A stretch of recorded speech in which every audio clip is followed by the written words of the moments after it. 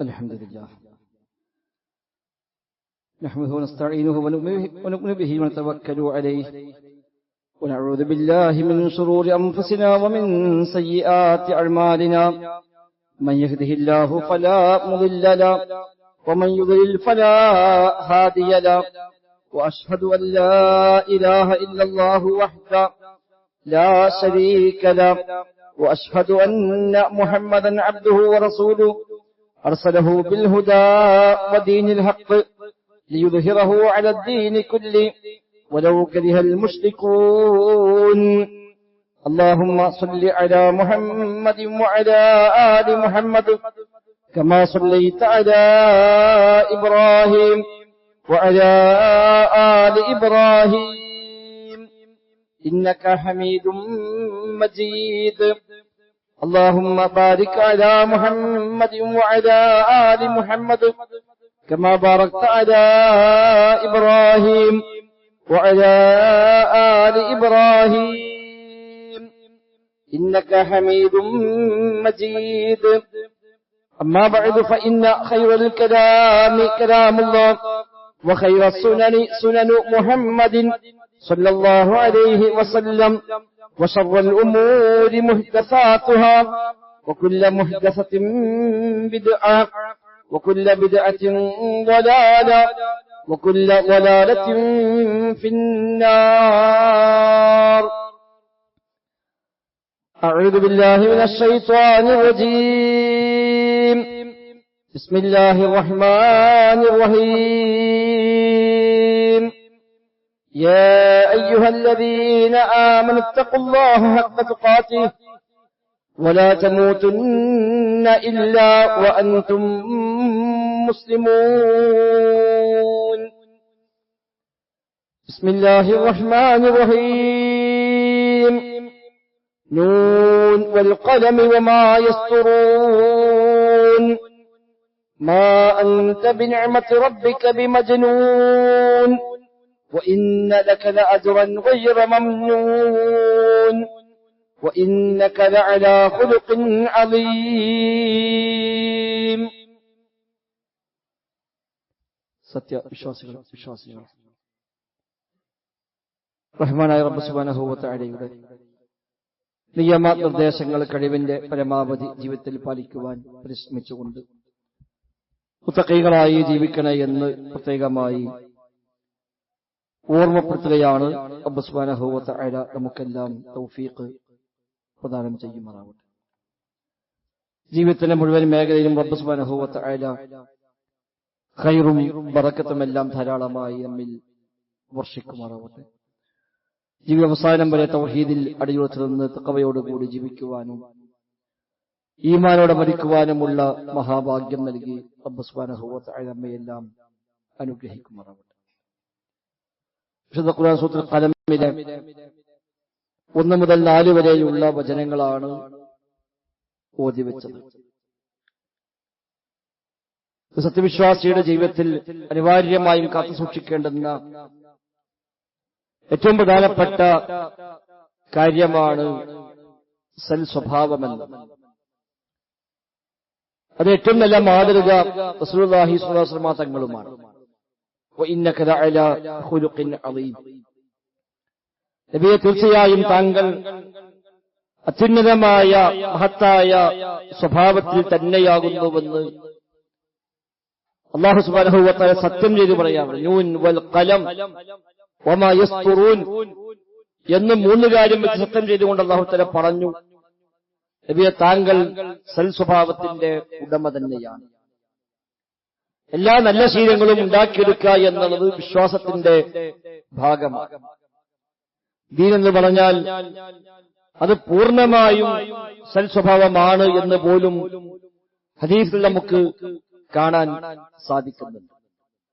നാളെ പരലോകത്ത് മീസാനിൽ ഏറ്റവും അധികം ഭാരമേറുന്ന കാര്യമായി പഠിപ്പിക്കപ്പെട്ടതും ഖുലുഖുൻ ഹസൻ, നല്ല സ്വഭാവങ്ങൾ എന്നാണ് ഹദീസുകളിൽ പഠിപ്പിക്കപ്പെടുന്നത്. ഏതെല്ലാം സൽസ്വഭാവങ്ങളുണ്ടോ അതിന്റെ എല്ലാം പൂർത്തീകരണമാണ്, മകുടോദാഹരണമാണ് റസൂലുള്ളാഹി സ്വല്ലല്ലാഹു അലൈഹി വസല്ലം.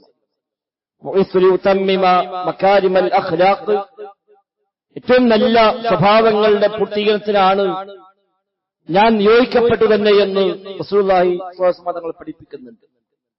മകാരിമുൽ അഖ്ലാഖ് എന്ന് പറയാവുന്ന സൽ സ്വഭാവങ്ങളിൽ വിശേഷിപ്പിക്കാവുന്ന എന്തെല്ലാമുണ്ടോ അതിന് എല്ലാം പൂർത്തീകരണമാണ് റസൂലുള്ളാഹി സ്വല്ലല്ലാഹു അലൈഹി വസല്ലം. ക്ഷമ, അതുപോലെ വിട്ടുവീഴ്ച, മാപ്പ് നൽകൽ, സാവകാശം കാണിക്കൽ, നീതി പാലിക്കൽ, നന്മ കൽപ്പിക്കൽ, തിന്മ വിരോധിക്കൽ, കാരുണ്യം, വാത്സല്യം, അതുപോലെ പ്രസന്നമായ മുഖത്തോടെ ആളുകളെ സമീപിക്കൽ, നല്ല സംസാരങ്ങൾ, ആളുകൾക്ക് നന്മ ചെയ്തു കൊടുക്കൽ, ആളുകളുടെ ക്ഷേമകാര്യങ്ങളിൽ ഇടപെടൽ തുടങ്ങി വലിയവരെ ആദരിക്കൽ, ചെറിയോട് കരുണ കാണിക്കൽ, കുടുംബബന്ധം ചേർക്കൽ, അയൽപ്പക്ക മര്യാദകൾ, സത്യസന്ധത തുടങ്ങി ഏതെല്ലാം നല്ല ശീലങ്ങളായി ചൂണ്ടിക്കാണിക്കപ്പെടാനുണ്ട് അതിന്റെ മുഴുവനും പൂർത്തീകരണം.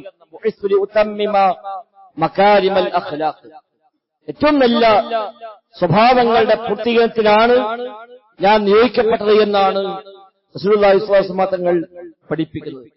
ഏത് മേഖലയെടുത്താലും പ്രവാചകരുടെ മാതൃക നമുക്കവിടെ കാണാൻ സാധിക്കും.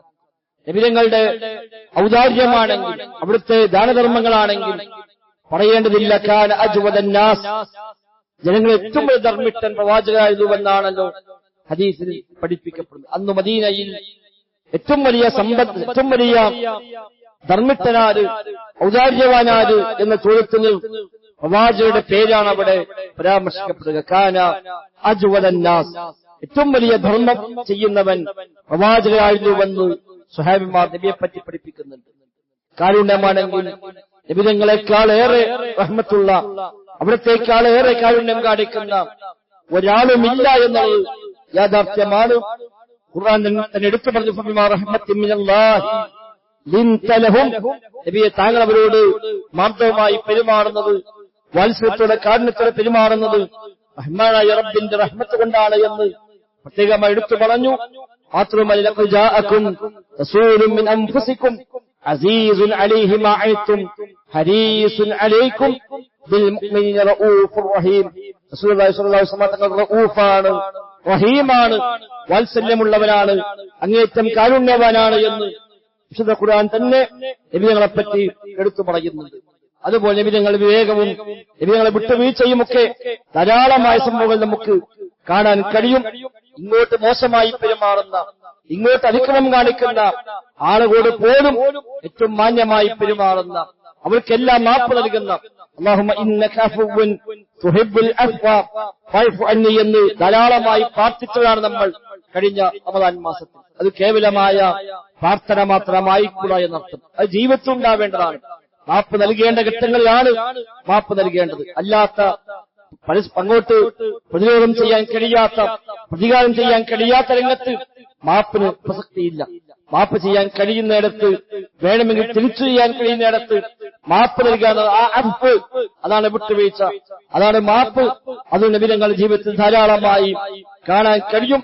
ഇങ്ങോട്ടെന്ന് പറഞ്ഞാൽ മോശമായി പെരുമാറിയ, അങ്ങേയറ്റം നിസ്സാരമാക്കി സംസാരിക്കുന്ന ആളുകളോട് പോലും പ്രവാചകർ വിട്ടുവീഴ്ച ചെയ്ത, മാപ്പ് നൽകിയ ധാരാളം സംഭവങ്ങൾ പ്രവാചക ജീവിതത്തിലുടനീളം നമുക്ക് കാണാൻ കഴിയും. അങ്ങനെ നോക്കുമ്പോൾ ഏത് രംഗത്തും ലഖദ് കാന ലക്കും ഫീ റസൂലില്ലാഹി ഉസ്വത്തുൻ ഹസന, നിങ്ങൾക്ക് പ്രവാചകരിൽ ഏറ്റവും ഉത്തമമായ മാതൃകയുണ്ട് എന്ന് വിശുദ്ധ ഖുർആൻ സൂറ അഹ്സാബിൽ എടുത്തു പറഞ്ഞുവെങ്കിൽ ആ മാതൃകയാണ് നമ്മളും ജീവിതത്തിൽ പാലിക്കാൻ ശീലിക്കേണ്ടത്. റമദാൻ മാസം ഒരു മാസം ഒന്നാകെ നമ്മൾ പരമാവധി നന്മകൾ വർദ്ധിപ്പിച്ചുവെങ്കിൽ അത് കഴിഞ്ഞ് ശവ്വാലേക്ക് കടന്നിട്ട് അധികമൊന്നുമായിട്ടില്ല.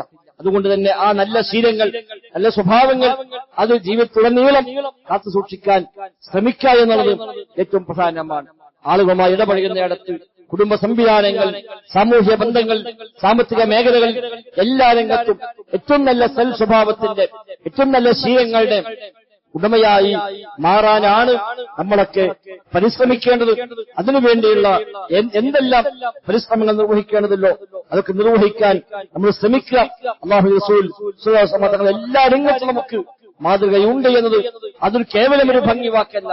ആ മാതൃക പഠിക്കാനും അന്വേഷിക്കാനും പകർത്താനും പരിശ്രമിക്കുകയും ജീവിതത്തെ ഏത് രംഗത്തും എന്റെ മാതൃക, എന്റെ റോൾ മോഡൽ, എന്റെ പ്രവാചകനാണ് എന്ന് നമുക്ക് തീരുമാനമെടുക്കാൻ കഴിഞ്ഞാൽ തീർച്ചയായും എല്ലാ നല്ല ശീലങ്ങളുടെയും നല്ല സ്വഭാവങ്ങളുടെയും ഉടമകളായി മാറാൻ നമുക്ക് സാധിക്കും.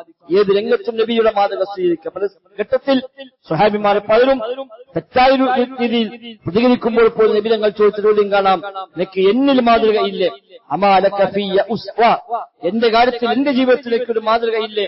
ആ മാതൃക എന്റെ നിനക്ക് സ്വീകരിച്ചുകൂടാ എന്ന് നബി തങ്ങൾ ചോദിച്ച വ്യത്യസ്തമായ സന്ദർഭങ്ങൾ നമുക്ക് കാണാൻ കഴിയും. ആ ഉസ്വത്താണ് നമ്മൾ സ്വീകരിക്കേണ്ടത്. എല്ലാ തോന്നിവാസങ്ങളും, എല്ലാ തിന്മകളും, എല്ലാ തരത്തിലുള്ള മോശമായ സ്വഭാവങ്ങളും ഒന്നിനുമീതെ ഒന്നായി കുലങ്കുത്തി വരുന്ന ഈ കാലഘട്ടങ്ങളിലും നമുക്ക് ആവശ്യം നബിതങ്ങളുടെ മാതൃക തന്നെയാണ്. നബിയെ താങ്കൾ ഏറ്റവും ഉന്നതമായ ഉത്തമമായ സ്വഭാവത്തിലാണ് എന്ന ഖുർആന്റെ സാക്ഷ്യം മതി നമുക്ക്. ആ സ്വഭാവത്തിനുടമകളാണ് സ്വർഗാവകാശമായി മാറുക. തിൽക്കദ്ദാറുൽ ആഖിറ നജ്അലുഹാ ലില്ലദീന ലാ യുരീദൂന ഉലുവ്വൻ ഫിൽ അർളി വലാ ഫസാദ. ഖുർആൻ എടുത്തു പറഞ്ഞു, പാരത്രികമായ ഭവനം, സ്വർഗീയമായ ഭവനം നാം നിശ്ചയിക്കുക.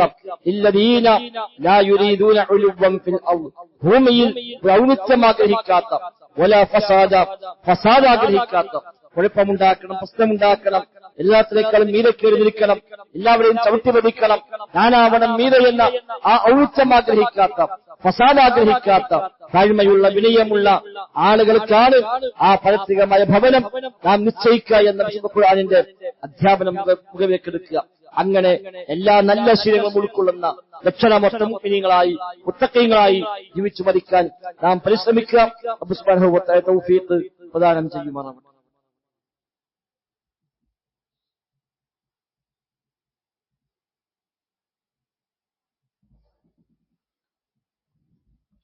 الحمد لله نحمده ونستعينه ونؤمن به ونتوكل عليه. اللهم صل على محمد وعلى آل محمد كما صليت على إبراهيم وعلى آل إبراهيم إنك حميد مجيد.